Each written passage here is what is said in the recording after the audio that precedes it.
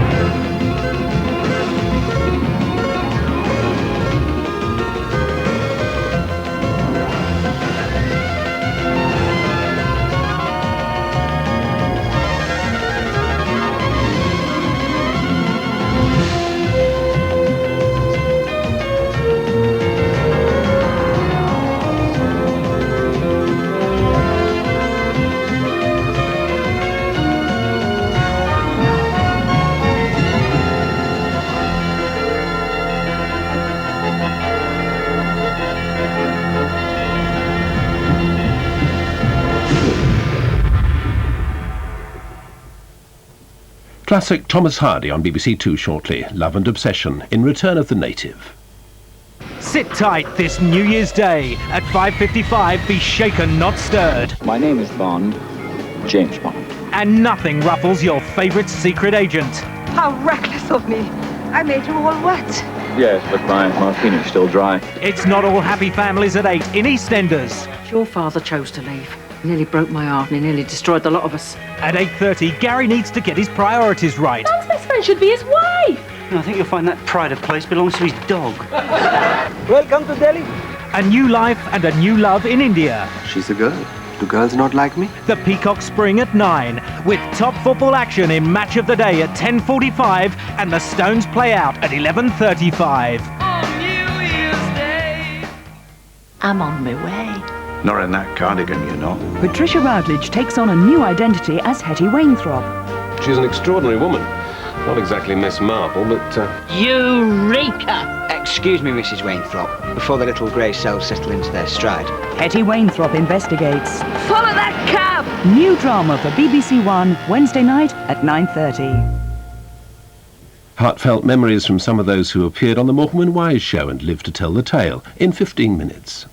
After the news, first on BBC1 with Edward Sturton at 9:50. John Major tries to stiffen the party's sinews for battle. He tells it to trust Conservative values. But the defecting MP Emma Nicholson says other Tories could cross the floor of the House. As Celine Figar's father remembers the murdered French student, the police say there could be links with other deaths. And was the MOD guilty of disgraceful interference in the bombing tactics of Britain's Gulf War pilots?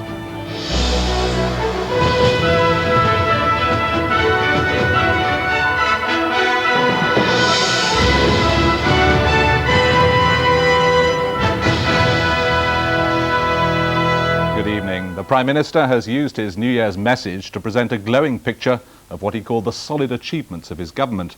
And in what had the ring of a pre-election broadside, he said a Labour government would weaken, divide and wreck Britain. If the defecting MP Emma Nicholson is right, an election could be closer than he planned. She said other MPs might follow her example. As the Prime Minister was sending out his New Year message, Emma Nicholson was penning articles today and causing more shockwaves in the Tory party. She dismissed ministerial suggestions she'd defected because she hadn't been given a job as shabby, and argued that many other colleagues were discontented with Conservative policies. There are also members of Parliament who are deeply unhappy, who I think may feel like me, that no time can be lost at all in trying to get the United Kingdom into the best possible shape for the next millennium, and who therefore may join me on the Liberal Democrat benches. And the pro-European Hugh Dykes warned half a dozen MPs might leave, a view rejected by cabinet ministers. Well, first of all, I don't accept that there are going to be 6 or 7 defections. I think that's idle gossip. I think that those who've expressed their views one way or another within the privacy of the Conservative Parliamentary Party will continue to do so in private because they will be more effective that way.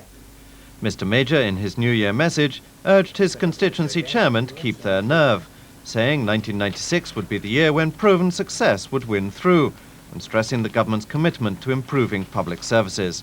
Predictably, it cut little ice with Labour. Well, he seems to be zigzagging around wildly. He's been spending months trying to appease the hard right and the Eurosceptics. Now he's desperately trying to reassure and stop his One Nation moderate wing from bolting. But there was some New Year cheer for Mr Major from the Ulster Unionists, who made clear they wouldn't use their 9 votes in Parliament to force him out of government. Ulster Unionists will still not bring to a premature end the life of Her Majesty's government, so long as the government acts in the best interests of the United Kingdom in general and Northern Ireland in particular. That means Mr Major would be likely to win any vote of confidence, even if he lost his overall majority in the course of 1996. But it could also mean less room for manoeuvre in the Irish peace process. Martin Dowell, BBC News, Westminster. Police hunting the killer of the French student Céline Figard are investigating possible links with a number of other murders. They're particularly interested in the case of Tracy Turner, who disappeared from a service station on the M6 in Staffordshire in March last year. Céline's father, Bernard Figard, laid flowers today at the spot where her body was found. As he stood quietly, an interpreter spoke for him. Monsieur Figard said that Céline came to this country because she likes England and she likes the people here, and he appealed to everyone to come forward and to help to find the person responsible. Anybody who has any information to come forward and to help find the person responsible. At a press conference this afternoon, detectives admitted there were similarities between Céline's murder and that of 9 others, particularly that of Tracy Turner, who was picked up at a service station on the M6 in Staffordshire last year. Her body was found in a ditch in Leicestershire. There are several cases around the country which are well known and have been previously reported where naked women have been found adjacent to major roads or in country roads with similar injuries. Those are things that we will be looking at. Officers are still looking for the driver of the white Mercedes lorry which Céline was seen getting into at Chieveley's service station. Mr Figard is expected to return to France this evening. Lindsay Doyle, BBC News, Worcestershire. An Anglican bishop has condemned as obscene the estimated £33 million jackpot in next week's National Lottery. Last night's draw failed to produce a winner for the second week running, which could mean a record prize next time. Dreaming it could be them, people who play the lottery are expected to buy more tickets than ever, hoping to win the biggest jackpot total so far. Last night's draw failed to produce an outright winner, so for the second week the prize money will be rolled over. The Bishop of Wakefield says the £33 million is far too much. In fact, I'd call it obscene. It's far too much. It panders to people's greed. The Bible says the love of money is the root of all evil, and it's encouraging that. And although some of the public might agree with the Bishop, it won't stop them trying to win the jackpot. You've got to do, really, haven't you? You've got to do. It's that dream come true, isn't it? If you don't do it, you'll never get the dream. I do think it's too much for anybody to win. I think I'd have to give half of it away anyway before I even started thinking about it. Does it make people greedy? Does it make you greedy? No more than normal. Just waiting for that big finger to come out the sky and tell us it's us. The lottery operators deny that people are being encouraged to gamble irresponsibly.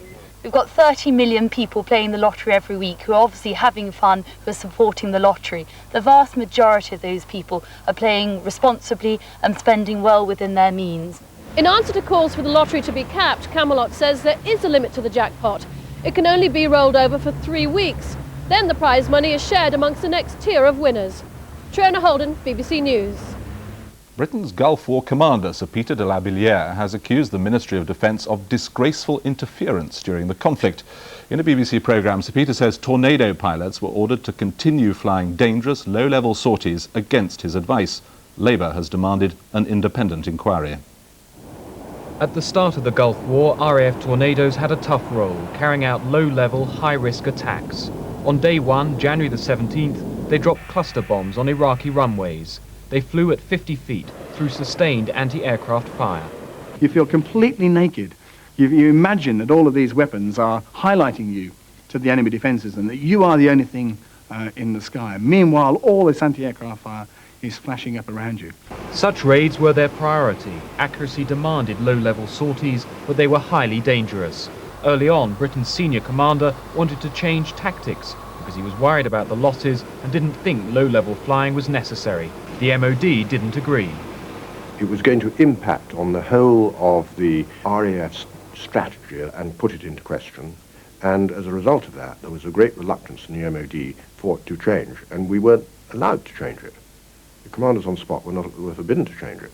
In the 6 days before the MOD ordered the Tornadoes to abandon low-level missions in favour, ultimately, of laser-guided bombing at high altitude, 4 aircraft were lost in combat.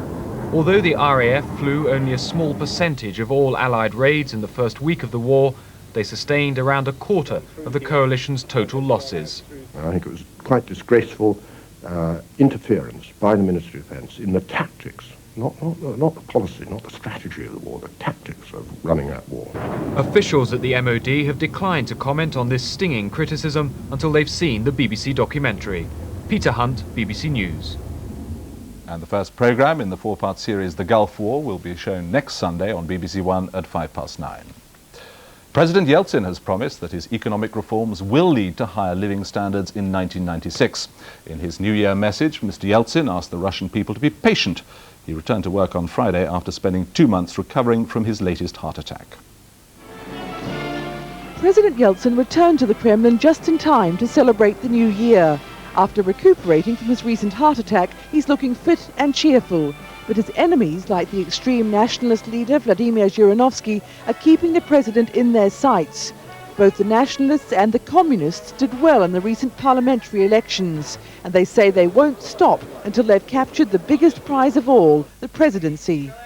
Mr. Yeltsin hasn't yet said whether he plans to stand again, but his New Year address to the nation on television sounded a lot like the start of an election campaign, as he promised to force the government to be more efficient.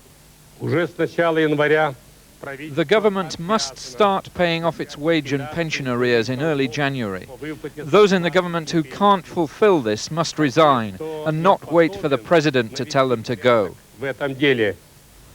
Yeltsin has also pledged to crack down on the blatant theft of public funds, and he said that in 1996 life for ordinary Russians will get better. But many people here are cynical because he's made similar promises before. Tonight on Red Square, these Russians were celebrating the new year with as much vigour as they could muster. The next 6 months will be a decisive period for Russia and especially for President Yeltsin. Voters may not re-elect him, leaving him with nothing to celebrate. Diana Goodman, BBC News, Moscow.